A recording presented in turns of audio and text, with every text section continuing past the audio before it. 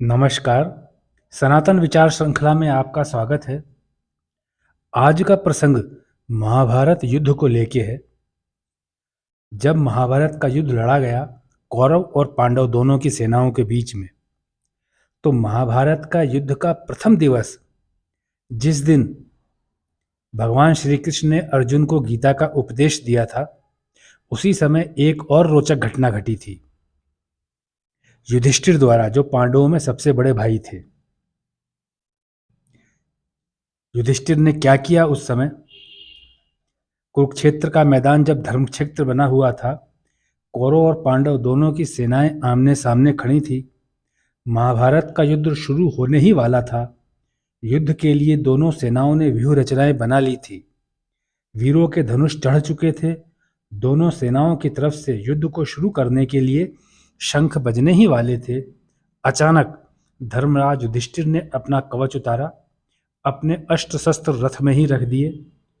युधिष्ठिर स्वयं भी रथ से उतर गए और पैदल ही कौरव सेना की तरफ चल दिए।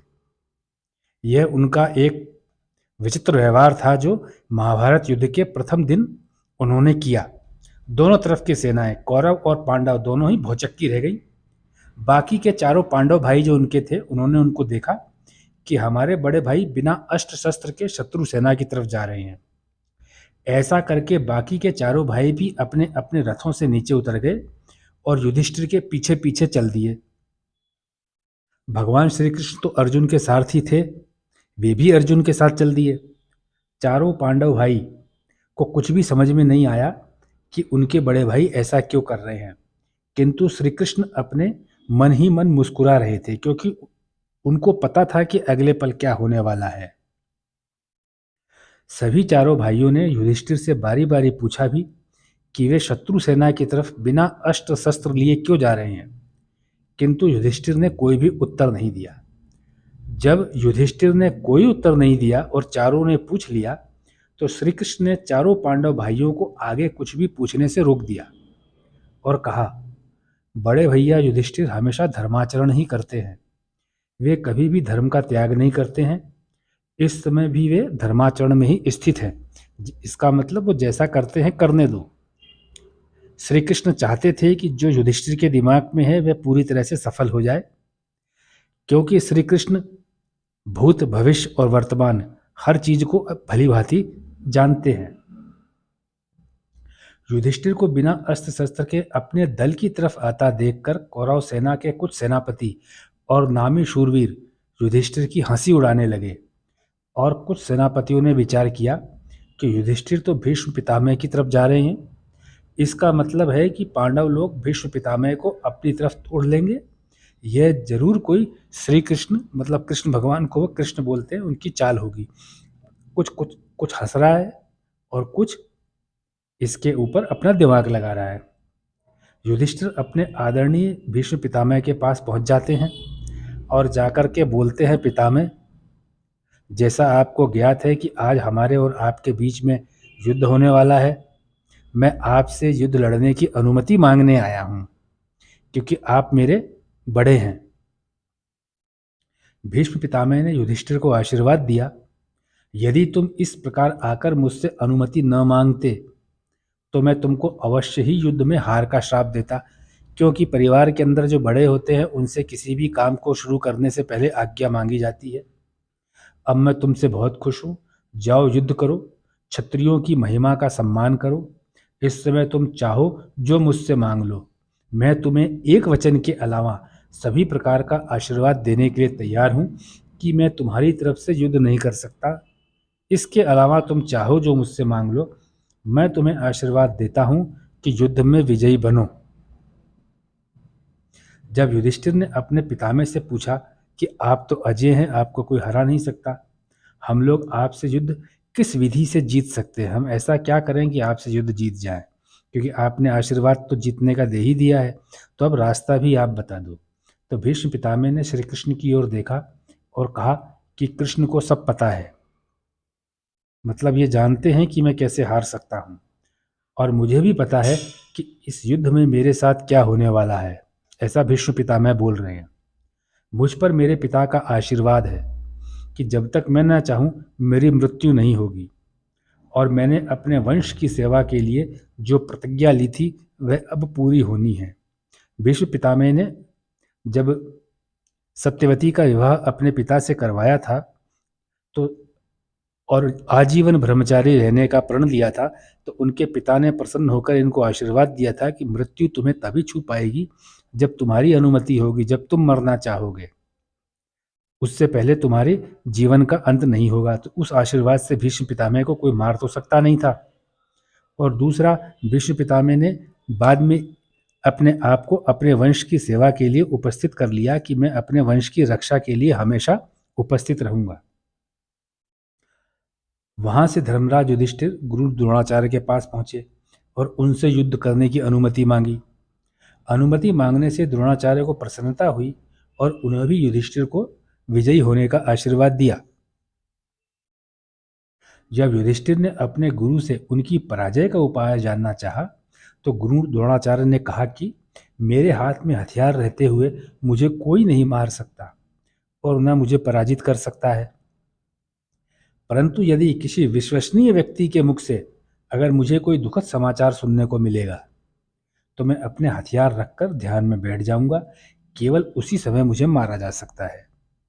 मतलब कि युधिष्ठिर की विनयशीलता इस हद तक थी कि अपनी विनयशीलता के आधार पर वे अपने शत्रु में जो उनके पूर्वज, उनके बड़े, उनके गुरु युद्ध उनसे कर रहे हैं, वे किस तरह से पराजित होंगे, कैसे मारे जाएंगे, यह तक उनको बता दिया जा रहा है।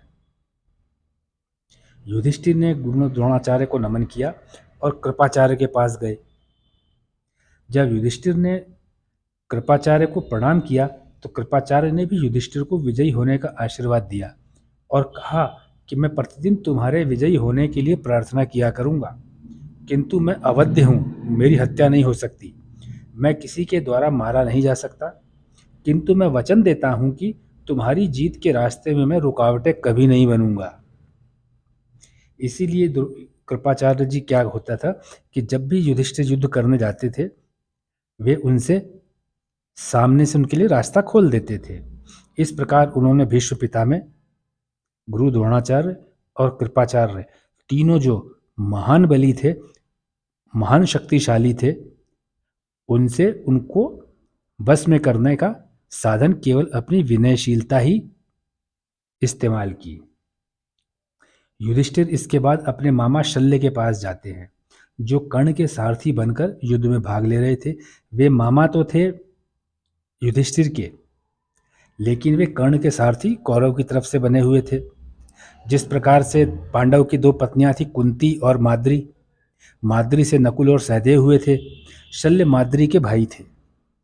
शल्य ने अपने भांजे युधिष्ठिर को आशीर्वाद दिया कि मैं युद्ध में लड़ तो रहा नहीं हूं, लेकिन कर्ण को तुम्हारी तरफ से आने वाली सभी शुभ सूचनाओं को तुरंत पहुंचा दूंगा, जिससे कर्ण का मनोबल गिरा हुआ ही रहे, और मैं मतलब कि कर्ण को हमेशा अवसाद की स्थिति में रहूंगा। सारथी का काम होता था कि वह जो युद्ध लड़ रहा है, जिसका वो रथ चला रहा है सारथी, सारथी उसको युद्ध में कहाँ लेकर के जाना है, जहाँ पे एक तो योद्धा जीवित रह सके, जान बच सके, कहीं से युद्ध लड़ने में उसको सहायता मिल सके। तो सारथी का एक बहुत बड़ा हाथ हुआ करता था, इसीलिए कृष्ण भी सारथी ही बने थे अर्जुन के। तो शल्य जो था कर्ण का सारथी बने। तो इन्होंने कहा कि जो भी तुम्हारी तरफ से अच्छा होने का समाचार आएगा, जैसे तुम्हारे विजयी होने की या किसी युद्ध में तुम्हारे जीतने की किसी दिन, तो मैं कर्ण तक उस मैसेज को बहुत अच्छे तरीके से पहुंचा दूंगा, जिससे कि कर्ण का मनोबल गिरता रहे, और मैं अवश्य ही चाहूंगा कि तुम विजयी हो। इस प्रकार से शल्य से भी युधिष्ठिर ने आशीर्वाद ले लिया। इस युद्ध के प्रारंभ में ही युधिष्ठिर ने अपने पूजनीय लोगों को युद्ध करने की अनुमति मांगने के बहाने प्रसन्न कर दिया और उन सभी से उन्हीं को पराजय करने का तरीका भी जान लिया। आप देखिए, विनयशीलता जो है ये एक बहुत बड़ी चाबी है जो दिखाई नहीं देती है। इससे लगभग लगभग सारी दिक्कतें, रुकावटों के ताले खुल जाते हैं, सारे मुसीबतों के ताले खुल जाते हैं। इस कथा का लाभ यही है कि अगर व्यक्ति विनयशील रहता है, उसका चरित्र विनयशील रहता है, उसका व्यक्तित्व विनयशील रहता है, सबके द्वारा विनयशील के रूप में पहचाना जाता है, तो उसको सब तरफ से सम्मान तो मिलता ही है, सफलताएं भी मिलती हैं, सहयोग भी मिलता है। जिस प्रकार से युधिष्ठिर को महाभारत युद्ध के पहले दिन मिला। यह कथा हमें यह सिखाती है कि हमको विनयशीलता हमारे चरित्र के अंदर एक पिलर की तरह, एक स्तंभ की तरह स्थापित करके रखना चाहिए। इसलिए यह मानना सही है कि युधिष्ठिर ने अपनी विनयशीलता से महाभारत युद्ध में उन सभी महारथियों से उनकी पराजय के राज जान लिए जिनको पराजित करना पांडवों के सेना के बस की बात नहीं थी। जब आप महाभारत की कथा के अंदर इन सभी के मारे जाने की खबर सुनेंगे, पढ़ेंगे भीष्म पितामह कैसे मारे गए, गुरु द्रोणाचार्य की मृत्यु कैसे हुई, कर्ण की मृत्यु कैसे हुई, तो आपको पता चलेगा कि जो भीष्म पितामह और गुरु द्रोणाचार्य ने यहाँ बात बताई है, ठीक वैसा ही कृष्ण ने प्लानिंग रची थी। और जो शल्य ने किस प्रकार से ले जा करके रथ को कीचड़ में फंसा दिया था कि कर्ण मारा गया, तो ये सारी की सारी जो युद्ध जीतने के अंदर भले ही अर्जुन का, पांडव की सेना की पराक्रमशीलता रही हो, कृष्ण का आशीर्वाद रहा हो, लेकिन युधिष्ठिर की विनयशीलता का जो अंश युद्ध को जीतने में था उसको भी नकारा नहीं जा सकता है। महाभारत जैसा युद्ध को जीता अगर विनयशीलता के आधार पर जा सकता है, तो जीवन के अंदर आए भी मुसीबतों पर विजय पाना, विनयशीलता एक बहुत बड़ी उसकी चाबी है। विनयशील गुण को हम लोगों को अपने अंदर बसाना चाहिए। इस प्रकार का संवाद ये कथा कहती है और यह ज्ञान देती है। मैं आशा करता हूँ कि मैं आप तक इस ज्ञान को पहुँचाने में सफल रहा हूँ। आपने अपना बहुमूल्य समय जो दिया, मैं उसके लिए आपको धन्यवाद देता हूँ।